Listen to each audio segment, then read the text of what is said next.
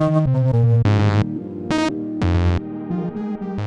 again, everyone. Welcome to another episode of Game Pass Grab Bag, your weekly podcast reviewing games in the Game Pass collection. Bring you 3 unique perspectives of varying skill range. I am the one surviving this tide, Andrew. With me, the one who's drowning in the Darktide, Keith. Hello. And the one who's here. I don't know, I couldn't think of an intro for you. Aaron, thank you for joining us again. That was great. That was, again, I feel like you've screwed me over on these intros in the past. I just don't think you're really bringing the energy for me, and that really kind of bums me out. So, but thank you for that. That was great. The one who uses a lot of Tide in his laundry, Aaron. I'll accept it. And this week, I picked the game. This week, we played Warhammer 40k Darktide by Fat Shark. Warhammer 40k Darktide is a 4v Horde first-person shooter where you are playing one of 4 classes that are prisoners on a ship that you are recruited from the Imperium? I don't know Warhammer lore. I'm just going to go into that. But you were prisoners on a ship. The ship gets taken over. You're recruited into the army because a planet is taken over by the chaos. So you were basically sent on suicide missions to prove your worth. There we go. But starting off, since I already kind of pointed it out, I want to ask you guys, what's your guys' knowledge with Warhammer 40k? Nothing that you just said. And now everything that you just said. All right, so we are a panel of experts. Here we go. I know it's sad. It's sad. There's a lot of sad. Okay. Yeah. I'm glad you say that. Like, I always know I would be into the tabletop for Warhammer 40k. I know a lot of people that play it, and every time they describe me, like, that game sounds awesome. But I know it costs a lot of money, and I'm like, I don't want to focus. I don't want to spend a bunch of money on that. But I've always felt that way. I've played a good amount of Warhammer 40k games, and every time I'm like, this universe is depressing. I feel like everyone just wants to kill you. There's just misery, death, and darkness in every corner. And Warhammer 40k Darktide is exactly that. Yeah, it's a lot of browns, a lot of concrete. I don't think I've seen in any Warhammer anything. So I've obviously seen some versions of the tabletop games. Obviously, multiple video games have been made at this point, including a few that have been on Game Pass over the years here. I don't think I've seen a single vegetation. I haven't seen a tree, a bush, a piece of grass. I've seen a lot of smog and sadness, and that is it. There's not one tree. Just put one tree. Just copious amounts of sadness. Yeah. Just sprawled everywhere. That's it. Don't look at that corner. There's sadness there. That is, if I were to get into Warhammer lore right now, the biggest question I would come in having is, where are the trees? Just where are the bushes? Is there not one? Because that to me is what brings the sadness. I'll write the glossary of all vegetation in Warhammer right now. And done. Yeah. The end. Finished. But anyway, I will start with this. So, as I said, Warhammer 40k Darktide is a 4v Horde game. And for me, this was a game. We've covered a couple like 4v Horde style games. This one actually might be my favorite. It has a really good looter shooter aspect to it. It has really good RPG elements to it, class building.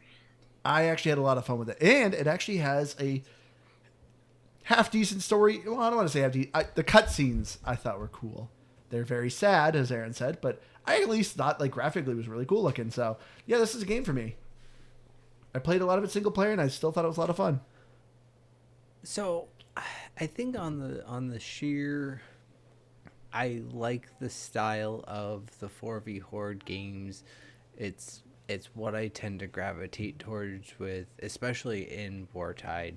A lot of run and gun. It's not a lot of strategy. It's not a lot of slow playing things. It's just get your best guns to do your most explosions and most damage and get in there and do the heck out of that thing.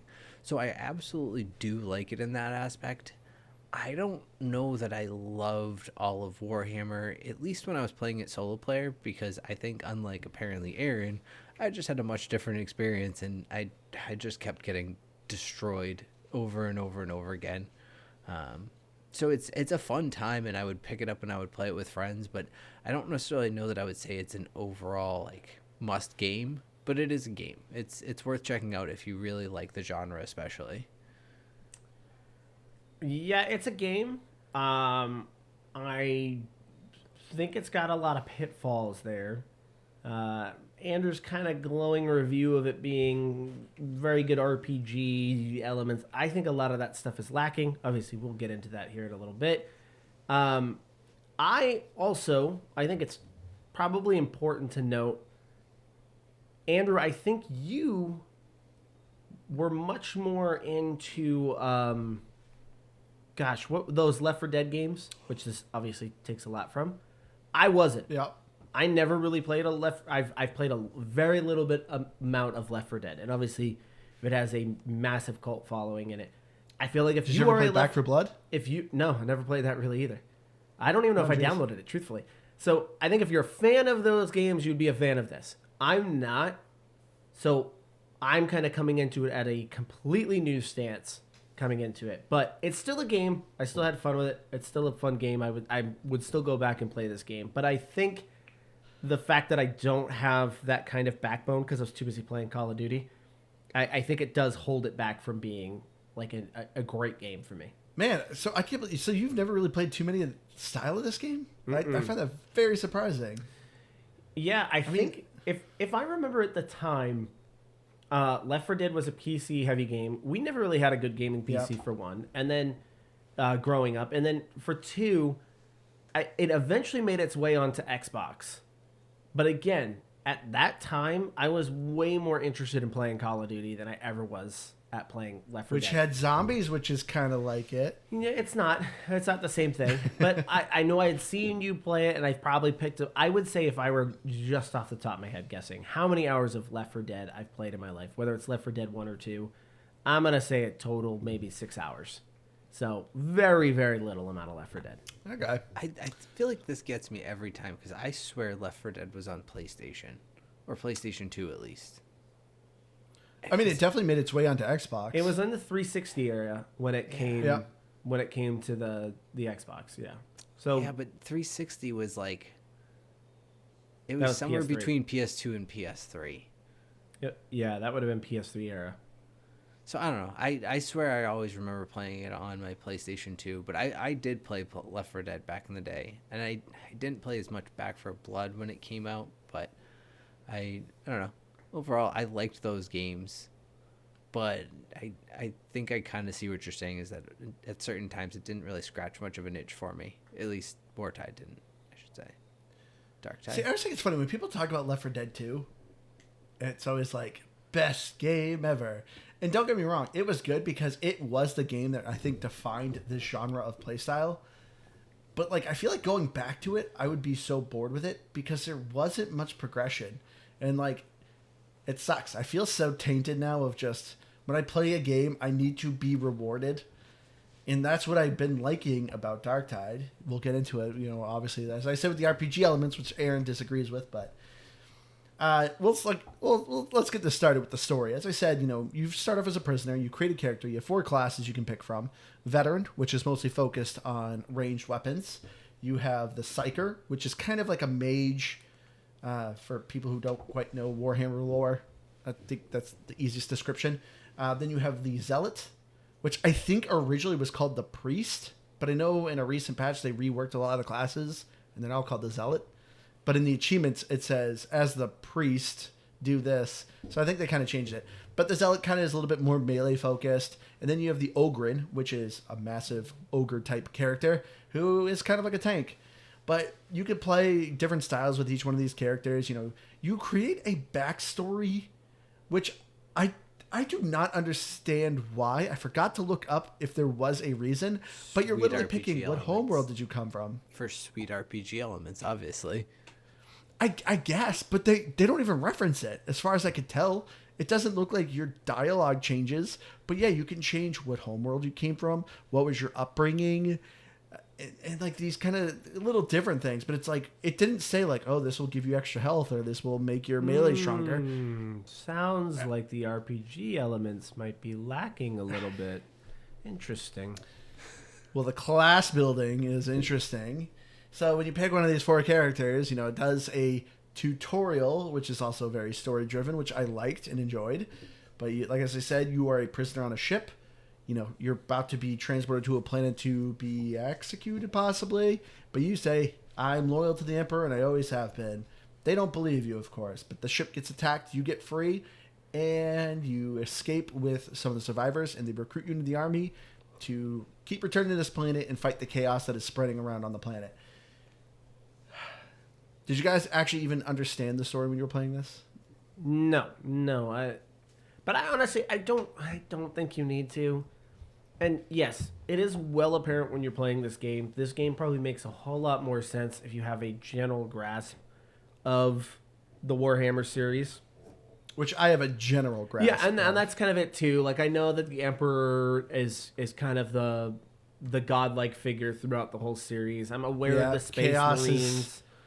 Chaos is kind of like a zombie corruption that infects people. Yeah, so I'm generally aware of some of that stuff, but even if you don't, this is just again lacking in the RPG element. So the story isn't overly important for the enjoyment of the game. It just isn't, and there's not a lot happening there.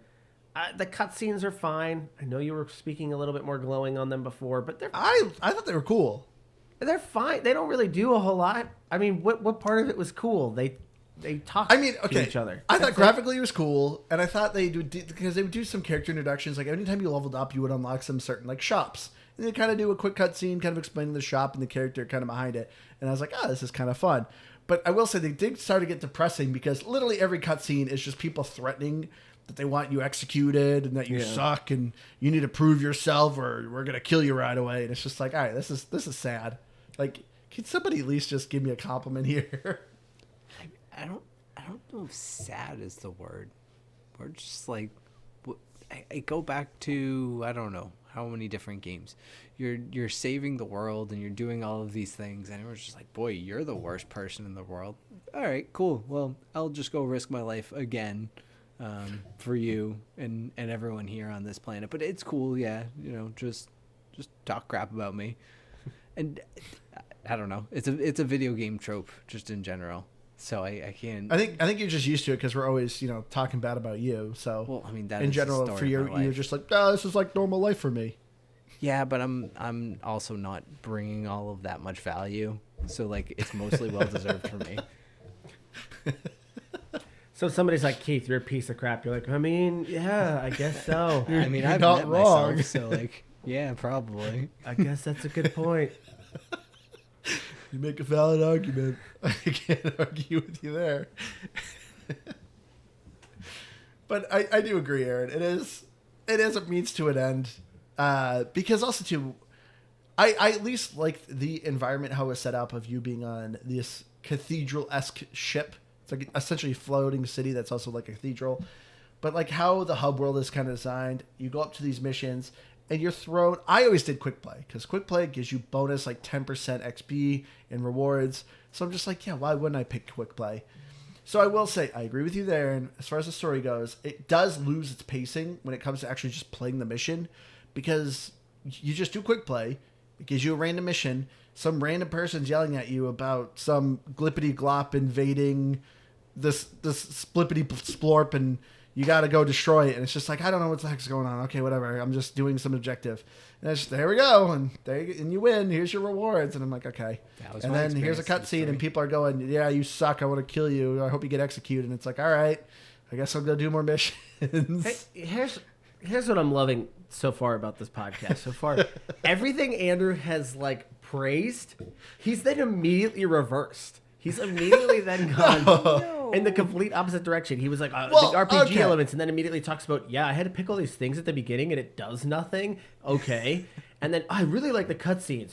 Yeah, sometimes you just go into these cutscenes, and they're like, you suck, and that's the cutscene. Yeah, that's my point. Well, the story didn't matter. It was irrelevant, and it's fine. That was not the point of this game.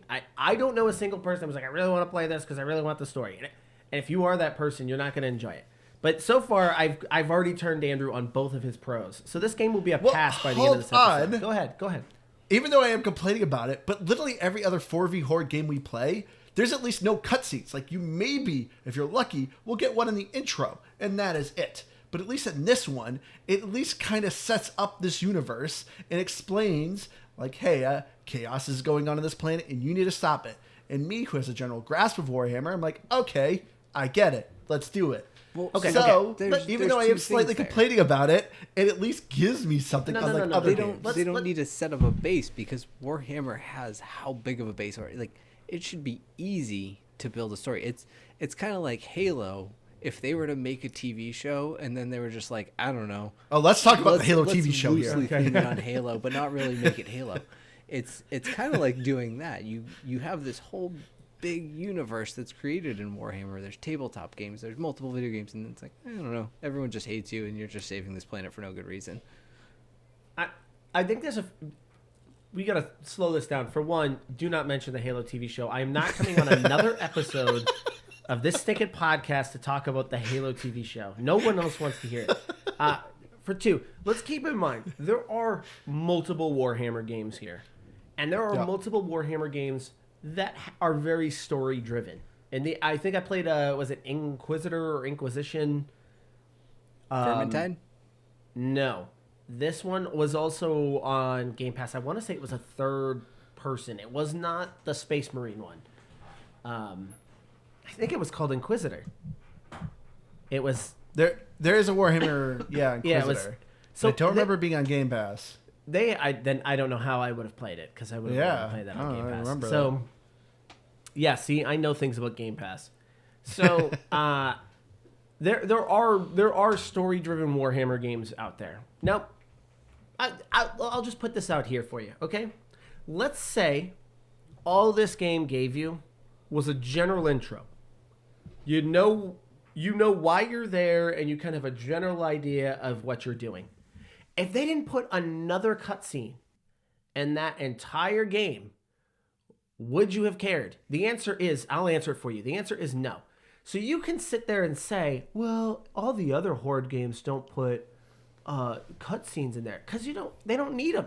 They don't need them. That's why. That's why they don't do it, because since the game is very heavily based on kind of repetition, you're kind of doing the same things over and over again. There is no linear progression through a storyline.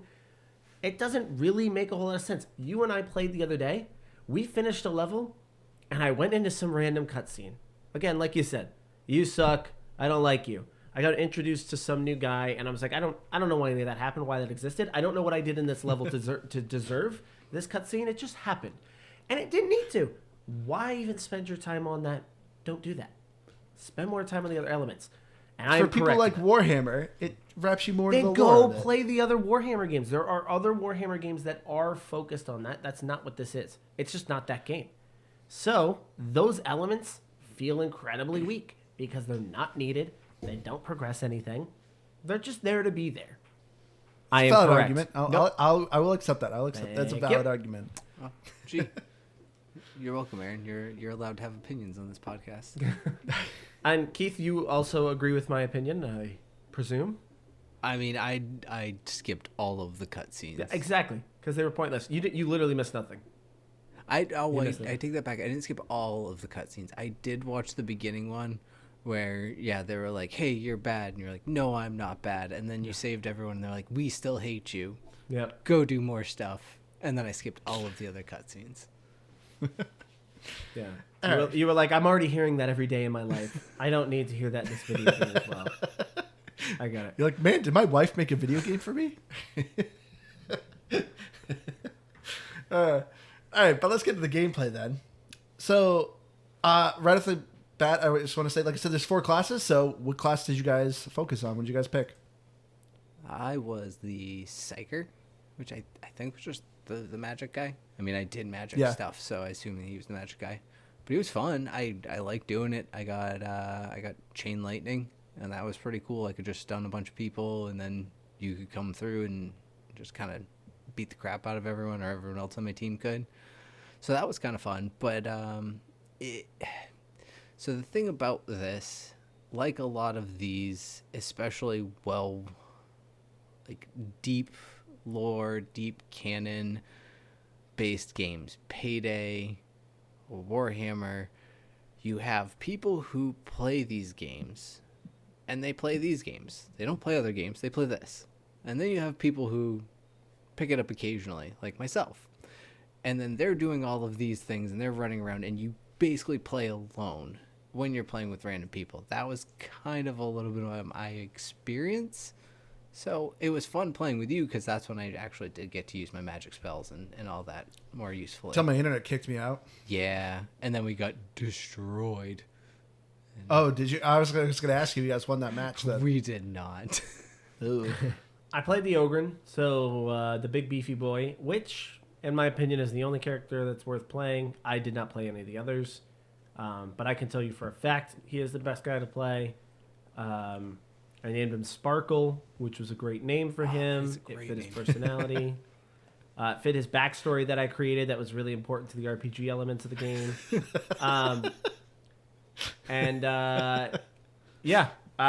That's it. I played Ogren. And I did the Zealot, or Priest, depending on when you played this game. I named her Karen, which was quite fitting because she was nonstop yelling about just everything. Always she asking for the manager. She had one volume tone. It was very loud all the time. Yeah, I was named Jafar, and I was always complaining about something. So, I don't know. And your guy also just sounded insane, which I guess fits his profile, being a psyker. Like a weird, mad scientist. Yeah. But my character was, playing as a Zealot was a bit more of a support character, which actually was a lot of fun. Aaron apparently disagrees with this, but like as I said, they revamped the classes, and there's essentially 3 skill trees you can go through, branching skill trees, and you can actually kind of intercept and kind of change course a little bit as you're leveling up your character. Level 30 is the max level, and you can kind of pick and choose kind of how your role is. So there's ways you can build where it could be more heavy focus on melee. I was in between of area denial, support, and melee. And I thought it was a ton of fun because I had this ability where I could stun all the enemies, but it was also giving overshield to all my allies, and I thought it was fun. Yeah, as I said with the gameplay, you're typical 4v horde. You are picking a map. You have different objectives depending on the map, which didn't feel too different. Some were like, oh, it's a recon. You're gathering information. And so when you go on the mission, you may be placing your device, like a device on a computer to get some intel. Sometimes you have a mission where you're trying to assassinate a target, in which at the end of the level, you're essentially fighting a boss. There's some levels where you're sabotaging. There's I think 7 different types of game modes you can do, but they kind of felt the same, but I didn't care. I thought the actual gameplay was a ton of fun. In a typical 4v horde kind of game mode, there's obviously tons of enemies that are being thrown at you.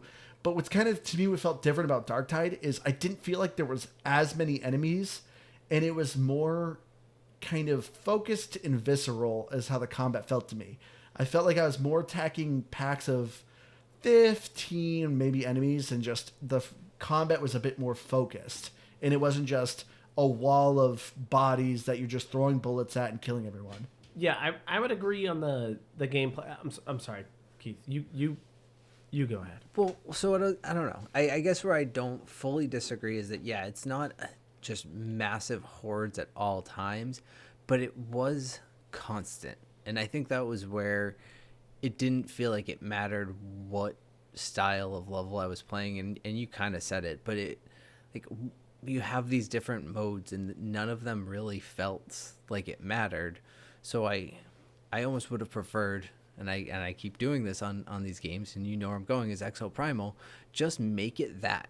Make it where I'm just running forward, go to this point, that my objective is to kill X amount of enemies, and don't try to sugarcoat it with some weird thing to make it seem different. Just make it me mashing through enemies. Because I do agree with you. I think the overall combat is pretty fun. I liked the hack and slash feel to it, and it felt like you actually were doing, you could kind of target your damage. Not to skip into graphics yet, but there was ways that it felt like if you attacked the arms, you would chop off their arms, their head, all these different things.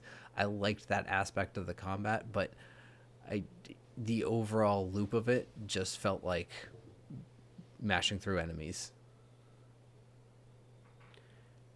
Yeah, I would say the combat is the bread and butter here.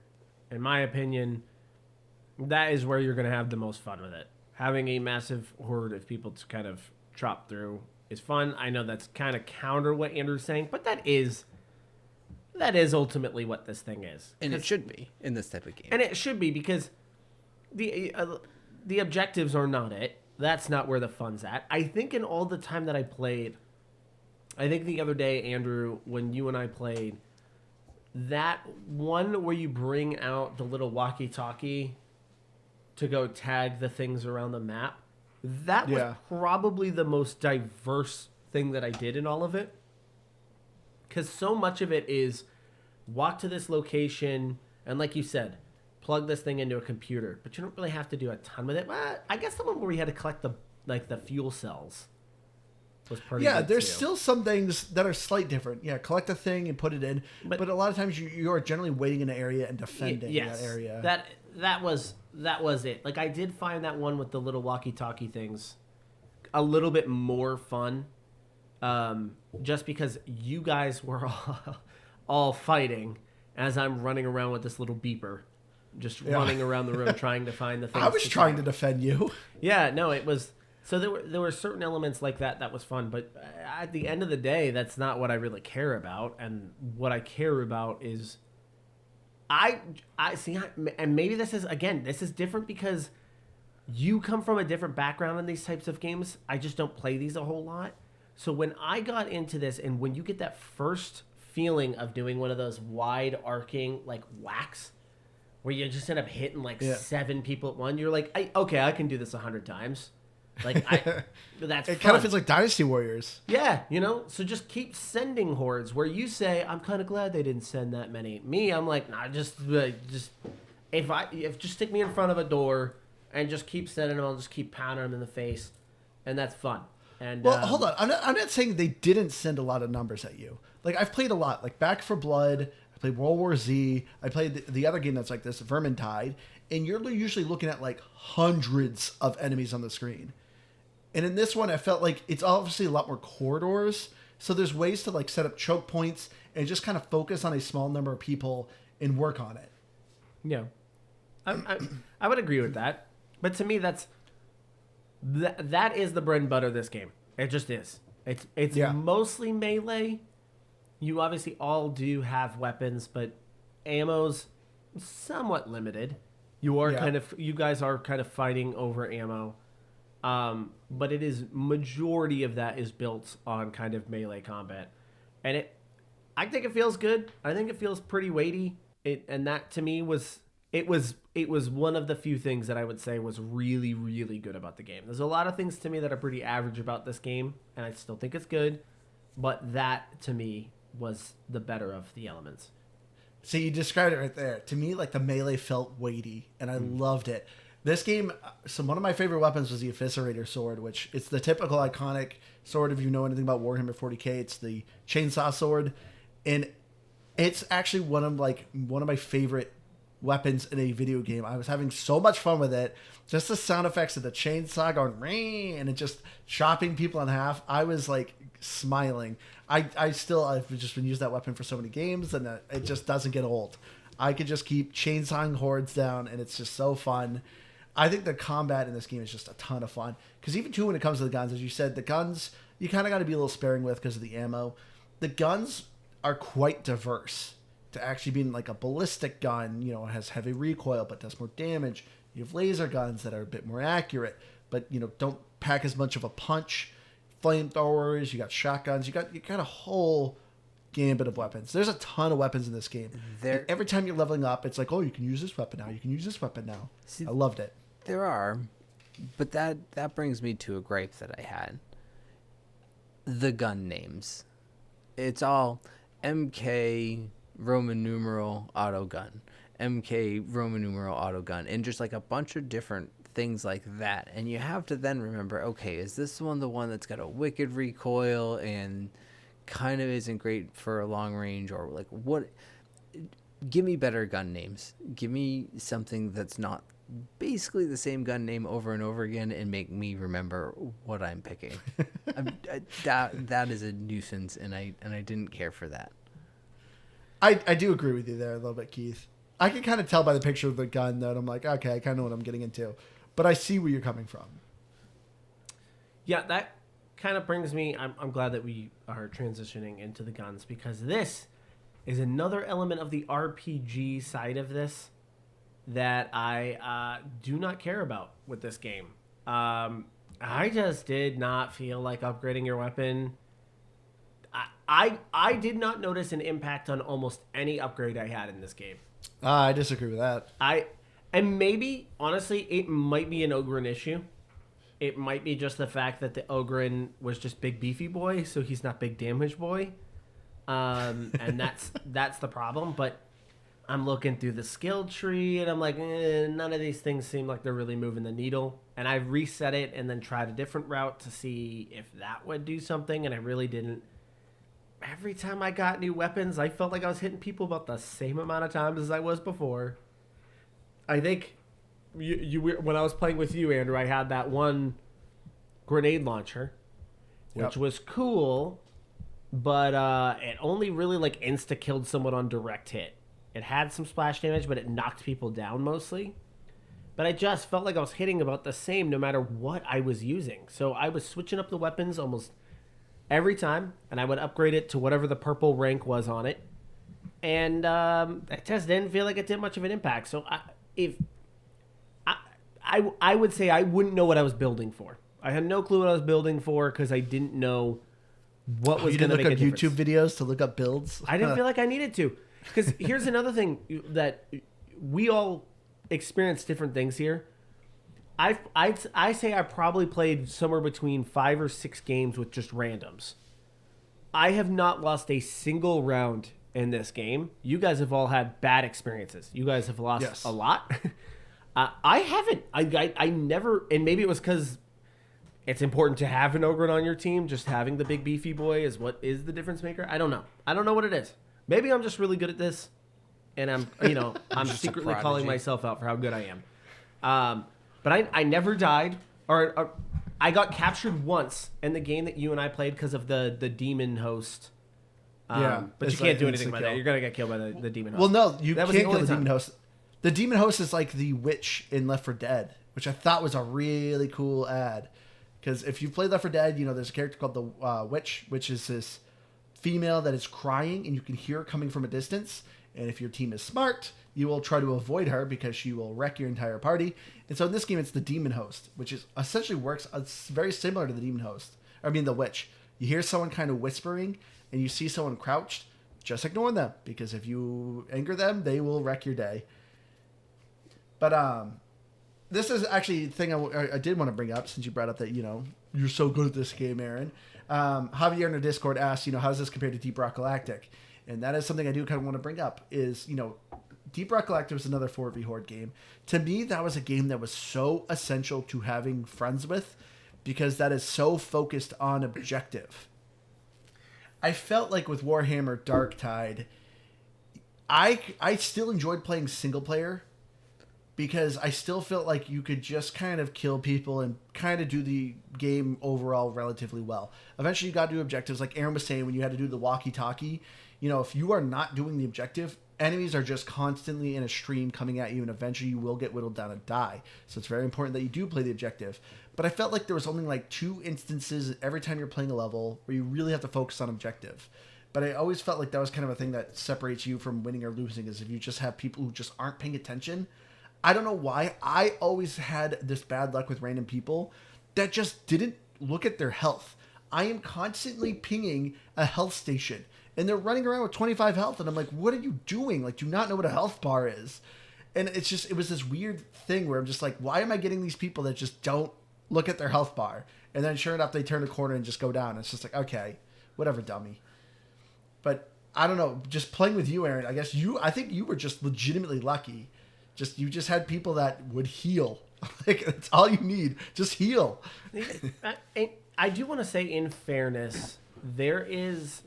this is a good-looking game. I wouldn't say this is an ugly game. For the brown and kind of just grayish hues on everything, it is still a like well-designed game where some areas, if you're really looking at it, the corridors can feel very samey, but some of the stuff going on in the backgrounds is actually quite beautiful. But that also kind of affects, especially when it comes to the health. When you were dropping health, it just looks like green smoke mixed in with a lot of like brown smoke. So it wasn't always obvious that stand here for health. So I will give a little bit of fairness. Like when somebody was dropping those, unless I was distinctly looking for that green smoke, I would sometimes just walk by it. And I would always ping it, and your character goes healing station or healing pack here. Yeah, I'm not always listening for that, but I that's in defense of the idiots out there. In the defense of all those idiots out there, it just the green smoke wasn't very obvious. And I'm actually with you on the green smoke, because it was probably took me a game or two before I realized that I think I actually dropped one, and that's when I realized what it was, because otherwise I was like, oh, that's something an enemy dropped, and it's probably a poison cloud, because traditionally green smoke in an area in video games means stay away. It doesn't typically mean, hey, come stand here to have good things happen for you. So my gut instinct was to move away from it until I knew what it was. So I give you that, Aaron. I will say the medical stations, though, there's no real excuse for that. The best I can come up with is people thought they were being efficient because it's a full heal no matter what. Like, oh, I don't want to do it when it's just one mini bar of health. And that's not as effective if I'm, have one bad breath away from dying, and then I'll heal because then I'm getting the max use. Like, that's good, great, and grand, except for, you turn a corner and there's a horde of 15 things coming at you. So not the time to be running around with low health. Yeah. I'll say this. I think if there is another shot that maybe needs to go at this game, it's a bad tutorial. And it does force you, and here's why. How many of these elements so far that we have discussed at this point show up in the tutorial? And most importantly, I think you even pointed to it, Andrew, most importantly are the instances in that map where you need to do something to progress, or a constant stream of guys are going to be coming at you. It's not immediately obvious. Like, when we got into that one room when I was using the little walkie-talkie thing, I had no clue what I was doing or how if I didn't have you, I don't know if I would have completed that. Because I had never seen that before. I had never run into it. It was not in a tutorial. So I can totally understand why some people are going into these matches, because the tutorial in this game was kind of basic combat for the most part, and some just basic mechanics. But when you get into those maps, you need more than that. Like, you actually, there's a lot of just horde killing, but then you go into these instances which were not immediately obvious. Like, they do have it highlighted to some degree, but it's not immediately obviously, okay, well, once I do this, what am I doing next? What should I be looking for here? So I agree with you there. The tutorial, did not explain any of the objectives with you, but as I said, there really isn't too many. Like, there's a couple little mini games, such as the walkie-talkie that you're saying that you do, but like, it's very minimal. There's like very little. So yes, I do agree. The game is kind of expecting and hoping that you're playing with somebody who knows what they're doing and kind of can guide you along a little bit. But I will say, I thought the tutorial was way better than this. You weren't with our Payday 3 episode, but the tutorial in Payday 3 was like beyond bare minimum, because even that barely told you the combat.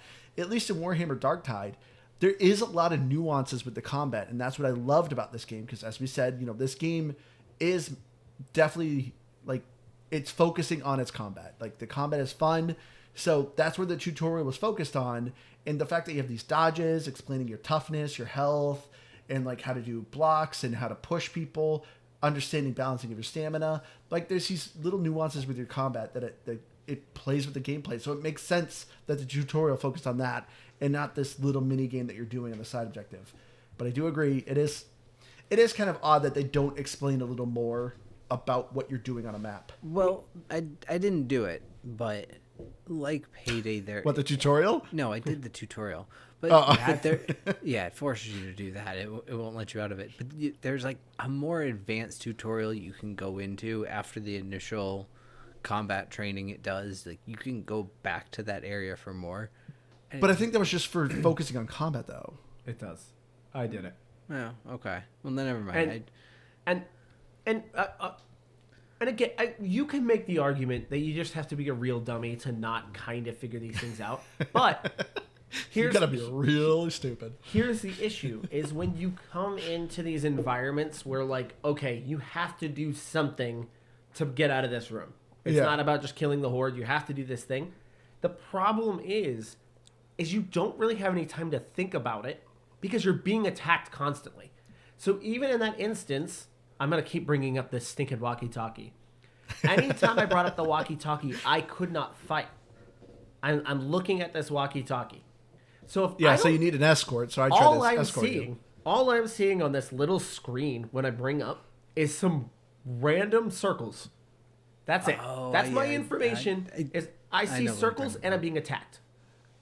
And so it's like, if I didn't have you say, oh, you have to find those circles, you have to find it, and then you got to scan it. And I was like, okay, so I'm just going around, and again, I'm being attacked. So you could see why you don't even have time. Like if I wasn't being attacked, yeah, I could probably figure that out. I could probably look at it and go, oh, okay, yeah, I got to go over here. But it's constant hordes coming at you, so it's like. I can totally understand why people would fail at this game. It totally makes sense why that would be the case. But I got very lucky. And I never got put into an environment that we couldn't figure out. But Who was it I played with that? And then the other thing too with the grimoires, the side objectives. that was me. Who was it that destroyed it? Oh, that was you. So you're like, oh, I got this thing, and then you broke it. I don't- well, I guess we're not doing that. I don't know objective. why it let you. Why would it let me break it? I don't know. Why was that? I never picked one Oh, up. you know what I think it was? Okay, so Anders, according to you, you said there's 2 grimoires in every map, so it brings a Not every negative. map. I think it does. I think it always tells you as a side thing. It's a 0. Yeah, it'll tell you. Yeah, depending on your mission, you'll sometimes have a side objective to either find scriptures or find 2 grimoires. Got it. So as you said, this gives some type of negative effect. Yeah, But you it get adds more corruption to payout at people. the end. Yeah. So I picked it up, and you know what it does? It takes the slot of if you have a health pack or if you have an ammo crate. Yeah. So I think that's why you can destroy it. So I pulled it out, like, what is this thing? And you told me, oh, it's a grimoire. You want to save it. And I hit A, and I crushed it. And I was like, oh, I probably didn't want to do that. I just immediately but I'm guessing you can do that just because either you don't want the negative effect or you want to pick up a health or ammo crate. That's if you're picking up a health or ammo crate, you can trade it. So you can drop the grimoire and That's then true. pick up the ammo Then I crate. have no clue why it allows you to break it. I didn't know that was a thing. I was just like, oh, okay, cool, smash. Never mind, I broke it. So we didn't get it. But Aaron, as you mentioned earlier, and I gotta agree with you. Like this game, it's actually graphically, I absolutely loved how this game looked, and I think that's also why I enjoyed the cutscenes. I thought the cutscenes were actually cool looking. I wish they had more action in them, but I thought they were generally really cool looking. If you know Warhammer, like this game is like a picture perfect depiction of Warhammer, which is also kind of sad and dreary. As we said, there's no vegetation anywhere. But No I trees. loved the graphics. I thought this game, it just added to the visceral nature of this game. When you're slicing through hordes, you're literally seeing kind of spurts of like brown rotted blood that are filled with like maggots. People's armor, you're chopping limbs off and stuff like that. The graphics in this game, I think, are absolutely top notch. Yeah, I think overall it's, I don't know. Like, I agree, and I had said it earlier, when you're hacking and slashing your way through, whether it's an axe or a what's it called, chainsaw, sword, whatever it may be, the actual melee is probably the most fun of the combat, and I think the rest of it's fine. The guns are cool, but it's because of the fact that it adds to the visual nature of the game. It's not just about the combat being more or less fun. It's about adding to the visual. So I do agree with that, but I think overall, yeah, I just struggle to get past the overall blah of the colors. I think that I agree you know, with you there, Aaron Keith. pointed out there's some almost maybe not vistas, but there's just some views in the background. You're in these, you know, big open areas that are kind of cool visually, but the color scheme of everything, I'm just like, nothing felt interesting. Yeah, I'm a fan of just being very specific. So in three different elements that I think just visually kind of stick out as very striking is your hub. Your hub area is actually really cool, especially at the area where you're kind of going to select your missions. If you take some time to kind of just look around you there, it's actually very, like, there's a lot of artistry that went into that. It actually looks really great. There are certain maps in particular. I couldn't name a single map in this game. I don't think anybody could. Same. But there are certain maps that you get into, and especially when you're kind of entering into the buildings, again, if you kind of look into the background and see it, you're like, man, there was a lot of detail put into this. And much like Keith said, I think the elements of when you're smashing people in the face with big blunt objects, that should look and feel pretty good. And I think they've done an excellent job with that as well. But it's very easy. I think you can critique. I think some of the weapon design is blandish. I mean, especially some of the guns in particular. And mind you, the Ogren, I understand, probably didn't have a whole lot of cool things happening there. But that stuff looks at... And then you can make an argument that you could play every single one of those maps. And if you took a snapshot in some of those corridors, you would never be able to tell the difference in them. They are the same exact corridors. And you spend a lot of time in those corridors. Those don't look awesome. So there's very specific elements where I think the graphics really shine through. And yeah, I'm not even going to take shots at the color palette. That's what the color palette is for Warhammer. It is, yeah. To me, it's totally on brand, so I can't be like, there wasn't enough neon in there. Yeah, there was never going to be neon because it's not Warhammer. So, where's the pinks? But yeah, when you're looking at just kind of cathedral-esque looking buildings, Gothic, and hulking kind of looking characters and stuff like that, this nails it across the board. They do a really good job on that part of it. Yeah, I was a little disappointed in the character creation because I was waiting for Keith to create some sort of monstrosity, but like the character creation all was are. just kind of yeah, that's true. Yeah, people in general are not. They very just good at naturally this are. game. I was pretty excited for it when I first got into it because the kind of default character it gave me, I went, ugh. Just kind of looking at it, and I was like, okay, I could probably make this worse, and I really couldn't. So I kind of just ended up with what I had. But it was all right. Yeah. But I 100% agree with you, though, Aaron. Like, a lot of the corridors, do feel the same, but there was a lot of vistas and stuff that looked awesome. Like, one thing that was always kind of weird to me, there was one map where as soon as you start, it's like raining, and you're kind of in the slums. But I look up, and there's a ceiling above you, so it's like, where's this rain coming from? But I just loved... That's kind of what I think it was. But, like, the characters didn't say kind of it. But, overall, I thought just graphically, like, I enjoyed the environments a lot. But yeah, you are kind of killing a lot of just mindless hordes. But I will say a lot of the enemies, there was a good amount of character models. When it got to the human-esque characters that weren't like zombies, they were copying and paste of very looking kind of like nomadic sand people. Like they all kind of looked kind of similar. But as far as the zombies went, I felt like there was actually a varied amount of different character models, which was nice. But yeah, I agree. I think the details in just all the little environments actually looked really, really awesome. But yeah, as you're saying though, as far as like gun design stuff goes, it is a bit bland. And I think unfortunately that is due to the microtransactions. There's of course microtransactions in this game.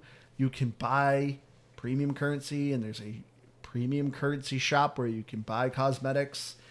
Of course, they are very cool looking, but you got to fork over some cash, which is really irritating, but whatever. This game is on Game Pass, but it always irritates me when you're paying a full price game and there's these weird, stupid microtransactions of premium currencies and stuff like that. This doesn't retail for $70, if I remember correctly. I'm pretty sure this was like a $40 or $50 purchase. You might be right. Outside of, obviously, this is Game Pass focused, so it is not costing you that much to play it. But from my understanding, I don't think this game was a full $70 experience. You are correct. According to Steam, yeah, it is a $40 game. Yeah, and so in that case, if you weren't on Game Pass, would you pay $40 for this and care about the microtransactions? I'd say no. I'd say that's a good trade-off. Yeah. I guess you're right. I still probably wouldn't pay $40 for it personally, but if I was looking to buy it and $40 was my price tag, yeah, I wouldn't feel as bad about some costs on microtransactions. And that's kind of always been my thought. And my thought is I'm cool with microtransactions generally. I'm so numb to them now because it's just been, I mean, how many years of gaming have we had to deal with microtransactions to some degree? So I'm numb to them. They're there. I don't really care about them all that much. I'm way more forgiving of it. If you're going to load your game up with a bunch of microtransactions, either be free or be cheap. And fine, I would agree with you, Keith. Like, this isn't the type of game that I normally gravitate towards, as I've already established. I don't play these types of games very often. Assuming I did, $40 feels like an absolute steal, though. $40 feels like a steal because there's a lot of levels here. There's a ton of missions to play, and it felt like a pretty decent amount of progression to go through as well. So, to me, $40 feels like an absolute steal if you were having to pay for this on PC or something like that. See, that's one thing I love about this podcast. See, I love these types of games, and I can force my friends to actually play with me by doing this podcast. Hey, you want to do a Darktide episode with me? Come play with me. But now that we're recording this episode, I have no one to play with again, so back to square one. But I do agree with you, Aaron, though. And surprisingly, there's no battle pass either. I feel like that's another typical gaming norm of there's a battle pass, but no. Yeah, I know you really didn't hit on it much here to start, but so far, Darktide's had a rough go of things to kind of start out. Oh, very bad launch. So this was supposed to launch on Game Pass like a year ago. That's when this game officially launched, and they couldn't get it working, I think, on Xbox at all at the time. But it launched in a pretty bad state. Like, there was we don't even know this because we've only played it on Game Pass. But as you pointed out, there were characters that had to be every character got completely redone. Yep. So all their skills and everything had to be completely redone. There were like shops that didn't work. There was like basically no systems for kind of crafting, which we all got to experience, but that stuff was not there to begin with. So what we're experiencing now is not what everyone's been experiencing for the last year if you've been playing this on That's crazy. On PC. But yeah, it came out November 30th. Yeah. It has almost been a year. Wow. I remember when it launched, I was very excited for it. It looked great, so I was very excited to play it. And it launched on PC, and everyone was like, "Uh-oh." And then it didn't launch on Game Pass, and there was kind of like this, like, "Oh, yeah, it's coming soon." So I was like, "All right, fine, I'll wait a month." I think it was on Game Pass PC. I think it might launch on Game Pass PC. Yeah, I just know in general it made it onto PC. Yeah. It just didn't make it to the actual Xbox here until just a couple weeks ago. All right, but as far as the audio goes, though, to me the audio was a bit of a mixed bag. You know, this is a game you really kind of need to wear a headset for because, you know, you're hearing the sound effects when a horde is incoming. You know, it kind of gives an audio cue. Music starts to pick up. You hear some shouting in the background. Then, of course, there's some specialty enemies that you fight that you really need to listen to because they will focus in like one of your allies and they will take them down. Like I said, you know, there's the demon host where you hear someone whispering. You need to make sure you're listening for that because you don't want to end up bumping into that and kind of screwing your party over. You know, you need to watch out for the hounds because it pins down your teammate and they will die unless you save them. So you really need to listen to audio in this game. And the audio can be really good. I thought sometimes the music kicking in with some nice, you know, good loud butt rock. I enjoyed it. I thought it was actually fit the vibe very well. But the banter got very tiring. You know, at first I was like, hey, this is kind of funny. You know, it's filling in some lore. As I said, my character was the zealot. She's just constantly yelling. And so, like, I got kind of sick of my character because people would ask her a question and she's just like, yes, of course, let's do this. And just constantly yelling. And I'm like, please, can this woman just shut up? And then too, like, a lot of the people are talking about, if you do not know Warhammer lore, 90% of what they're talking about is complete gibberish. It is just like the Inquisitor is fighting the heresy that is going around and spreading sin, and it's just like, what are you talking about? But if you don't know Warhammer, you don't know what they're talking about. So it is kind of out all over the place. So that being said, like I said, audio, it had its highs and it had its lows. There's also a lot of repeating audio too, which has got a bit annoying. Yeah, I don't know. I think really about the only thing I really truly thought was cool about the audio was, again, some of the hack and slashing and like the sounds that it made as you're going through that. I didn't personally have your little chainsaw weapon, but being around it, like it was cool to watch and all that. Otherwise, the audio was kind of funny for the first few times I heard the lines, but then I got a little tired of that, and the music was fitting. It did fit the vibe, but really could have done without it. Would have been fine. Yeah, I think that's about it for audio. I felt like you said a whole lot of nothing there, Keith. I really did, but I heard sounds, some guns. Go boom. That's shooting. That's kind of how I can summarize it. Nothing was ever really all that special, other than I liked the melee sounds. Right. All right. Well, I'm a fan of specifics, as I've stated earlier, so I will get specific. If I have to hear that freaking mutant yelling through the halls, mutant. And he hits me every time. Every time the mutant hit you. Literally, he will go out of his way to avoid all of my teammates just to smash me in the face. So you can hear him stomping and yelling, and the spatial audio was pretty great. I could hear when he was coming up behind me, and I could kind of pick out that's the hallway or staircase this guy is yelling at right now to come hit me in the face.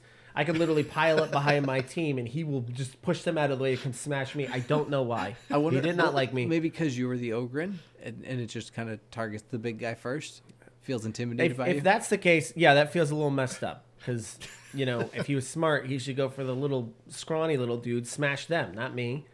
But those audio cues were great. And every time I heard it, I was like, all right, here he comes. He's coming for me, guys. Like, I'm just letting everybody know. Yes, sound was great. I do want to push back though. You kind of just dismiss this music as butt rock, Andrew. You know what this music was, especially in those like where you had to do a mission, so it kind of like locks you down and it starts throwing hordes at you.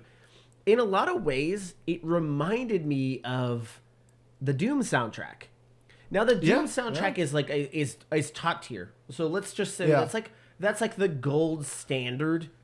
This was under it considerably, but you could tell that was the vibe they really wanted to get this to. Yeah. And they're working on a little bit of a smaller budget than what Bethesda has out here. So some of those songs, like, if you're really listening to, you're like, man, this is trying to hit. Like this wants to kind of smash you a little bit there. And I was like, what, they could have phoned this in, but it actually sounds like they put some care and attention into it.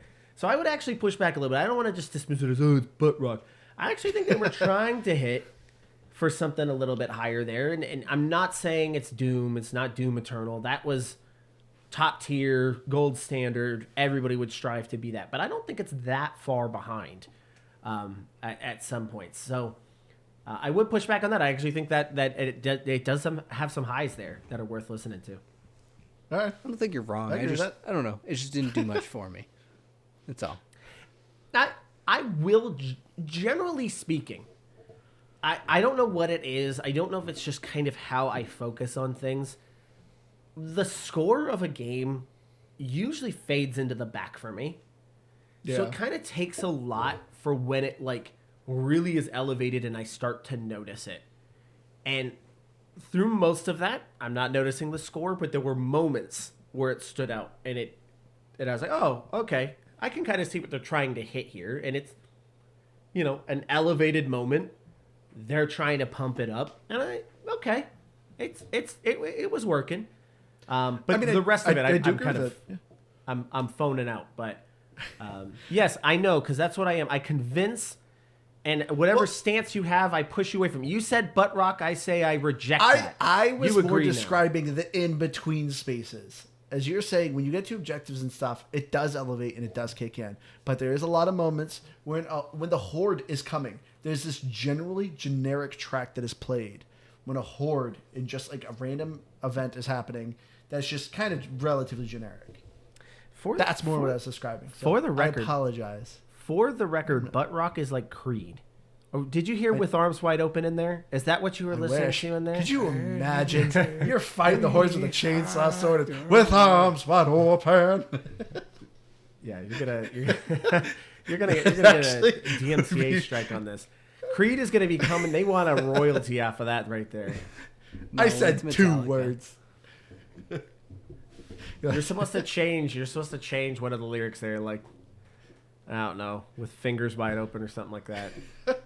With arms partially open. I would have said with legs wide open, but that's not gonna work. That's a completely different vibe. That's a different thing. Oh, that one gets edited out. That's above our PG-13 rating. What? That's PG-13. Yeah. I don't know. I don't know what ratings are. All right, but as far as achievements go, the achievements this game is definitely not for achievement hunters. For playtime, it's funny on time to beat, you're looking between 28 hours and 177 hours. So yeah, if you're really looking to kind of do a lot of the achievements in this game, it's going to be a long, difficult battle to get all the achievements. You know, because there's an achievement to literally level each of the class to level 30 to maximum level. So definitely don't recommend it for achievement hunters. But as far as achievements go, they were fine. There's a couple where you actually kind of had to focus on to get the actual achievement, but I don't know. To me, the achievements were particularly kind of forgettable because nothing was very fun about them. Yeah, I think I got like 3, maybe. We don't have this information. This isn't here. I couldn't even tell you what I got. I know that some of them are class specific, and I only played one class. Yes, so there's like about really 3 for each class. But yeah, I didn't look up our gamer score, so I probably did the best. So anyway, moving on. But anyway, let's get to our final thoughts here. Is there anything? Oh, actually, before we do that, so Aaron, you did mention that this game started off in a very rough state. So I do kind of want to go back and ask you guys. You know, this game's been out for about a year. What bugs did you guys ended up interacting with? Because I know Keith had a particular funny one. So I don't know, what was that thing we were fighting? The big ugly slug thing. It was called the Spawn of Hergel. Yeah, it was something like that. Well, yeah. Either way, there was that one, and so I knew that it could eat you because you had gotten eaten, and it runs around and throws you out, and so then it ate me, and lo and behold, it spit me out, but it spit me out inside of a wall. So I got to sit there inside of, it was like a pillar, I think, too. Yeah. I could see everything that was going wrong around me, but I couldn't partake, couldn't be part of the fun. So I just had to quit, lose all of my progress, and, well, I think we ended up losing anyways, but yeah, I got even less experience. We had real bad teammates that round. Yeah. So I got losing experience in a shortened time frame because I had to quit and rejoin. So that was cool. I don't think I had a single bug. I can't recall one. I had an audio bug that drove me real insane. We fought a demon host and we lost it. We had one teammate that lived and he just ran away and was able to get us all back. But the rest of the round, I just kept hearing whispering of just like these people talking, and it was driving me bonkers. Oh, that got real annoying. It's like, of course, me. I'm going to have the one that has the audio bug. The one who gets annoyed by audio sounds, and I get an audio bug. But yeah, play with Keith. Yeah, we had that one. Oh, there was another time. I don't know if it was a bug or just my teammates were so bad, but there was one mission where you had to go through ventilating shafts. And when you hit a switch, it would close the shafts. So I had 2 teammates that didn't exit the shaft, and they were stuck in there. And then, of course, them being dummies, they kept fighting enemies in there, and they just wouldn't die, and just have us respawn them and like save them later on. So me and the one other person that got out of the shaft eventually died. So the 2 remaining survivors were stuck in a shaft, and we were just staring at them the entire time. And it was just like, okay, this is awful. Typical me. I never had any of the, like, my teammates were all pretty competent. I think there was only one time where one guy just kind of sprinted through the map. But even then, we made it through fine. Like, we survived. It's just crazy you had this many issues. I am curious, and like not even in a judgmental way, obviously, but what difficulty were you playing on? Because I know at least, and I think I just played on whatever the default was, the few that I was playing by myself. But I know with Andrew, you put it on like slightly higher difficulties when you and I were so playing. There's essentially 5 difficulties. Of course, they're named like Malice, Heresy, like they're kind of weird names. So for simplicity's sake, let's just say like easy, like very easy, normal, hard, very hard.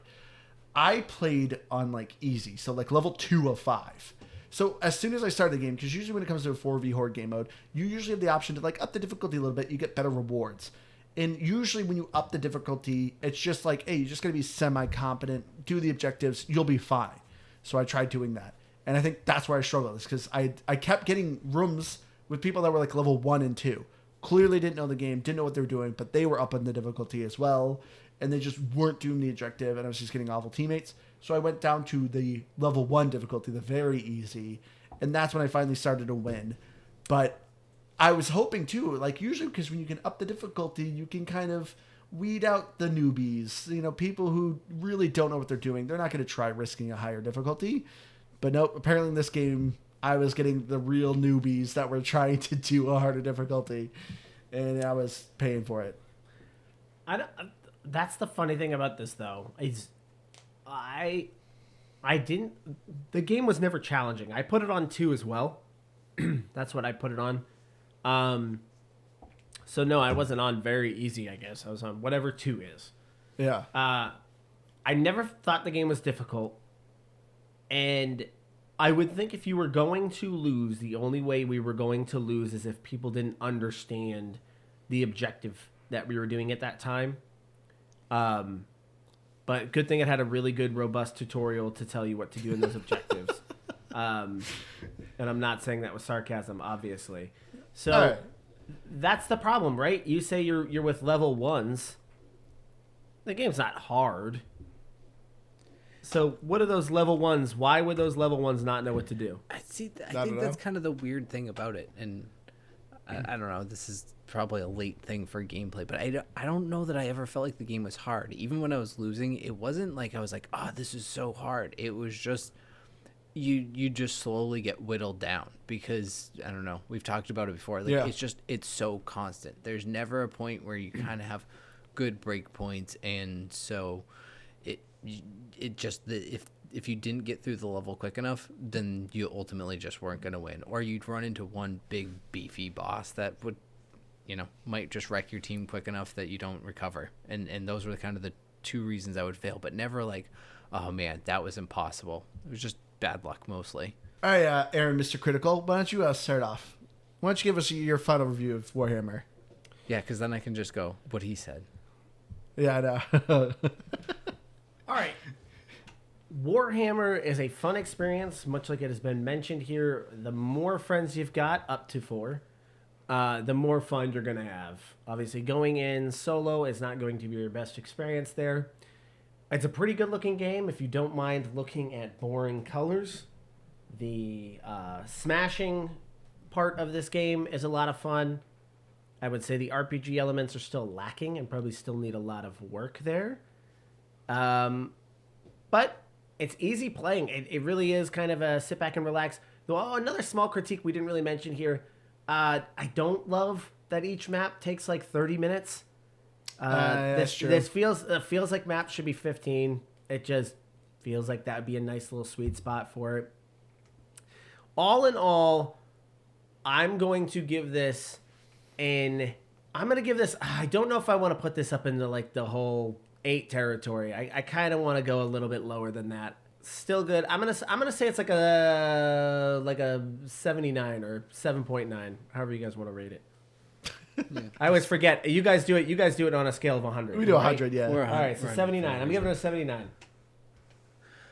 Yeah, so as far as Darktide goes, I guess it's really the only Warhammer game I've ever played. I want to say I might have picked up an hour or so of Vermintide, which, if it's anything like this, an hour, it's slightly more than an introduction to the game. You've probably played like one round of it, but I think overall the gameplay I find to be fun enough that if I were consistently playing it with 4 friends, and I kind of like Aaron had mentioned, that I would come back to it more frequently.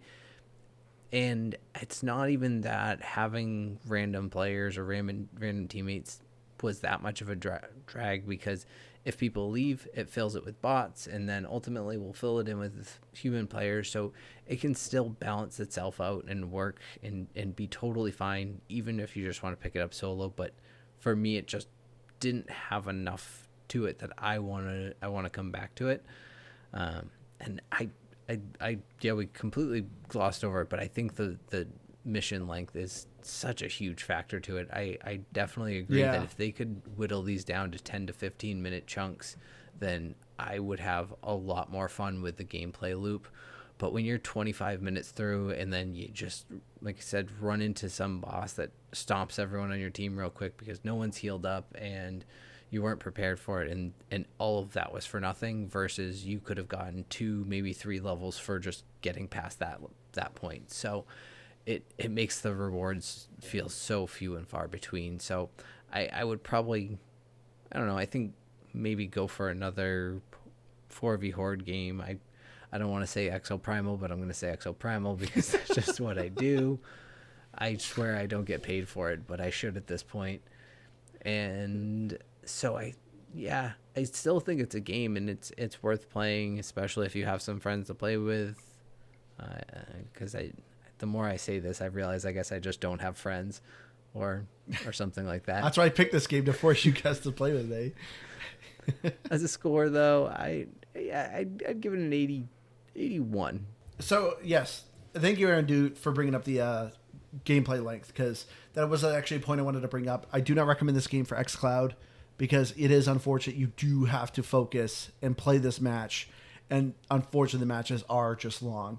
And as we said, like, all the matches really kind of feel the same. So it's not like, oh, if I do this match is a 15-minute one. This is a quick one. So, but that also being said, I felt like just about every time I was doing a match, I was gaining a level. So like the reward to me felt like pretty good, of just like, hey, I did a match, now I got another level, another talent point, get to work more on my build. But overall though, for me, Warhammer 40K, the combat to me was just so visceral and weighty. I loved the melee in this game. It just felt so good. As I said, the Eviscerator sword is probably one of my favorite top video game weapons. I thought it was a ton of fun. It just always brought a smile on my face. Even though I've been using it for hours, I still just I don't want to get rid of this sword. It's just a blast. I thought the character builds, even though Aaron disagrees, I thought actually did work out quite a bit. I played a support role, which did at least help me carry my dummy teammates that wouldn't heal. I could kind of give him an overshield and stun the enemies around him to help them actually survive a little bit. So I actually felt like I could change my build around a little bit and actually change the gameplay up. So I liked the character building aspect of it, but I agree with Aaron. The RPG elements was very lackluster. I think it was kind of put in there for the diehard Warhammer fans to be like role-playing a little bit, but there's no dialogue choices, so I didn't understand the purpose of picking my home world and my backstory. But environments, the Fat Shark absolutely nails it. This feels like a 40K Warhammer 40K game. It looks, which is also, as Aaron said, the color palette is very browns and grays and stuff like that, but the combat is just fun. I played a lot of it solo, and I think this still was a lot of fun playing solo. Even though I had dummy teammates, I did not care. I was instantly going back to other matches and just playing again, because I also loved the loot, getting new weapons, getting better, getting stronger. It's a ton of fun. I'm giving it an 83. I feel like our scores are way too close. I'm gonna to pull Liz's comment there, and not in a bad way. but I feel like It is kind of weird how close we are because I felt like Aaron was negative with this game. Well, because I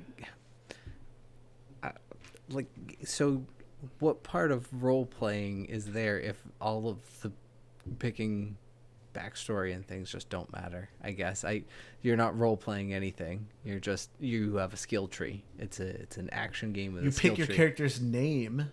You can. Okay. Oh, I forgot about this story. But I played a game where a guy was playing an Ogren and his name was Grunk.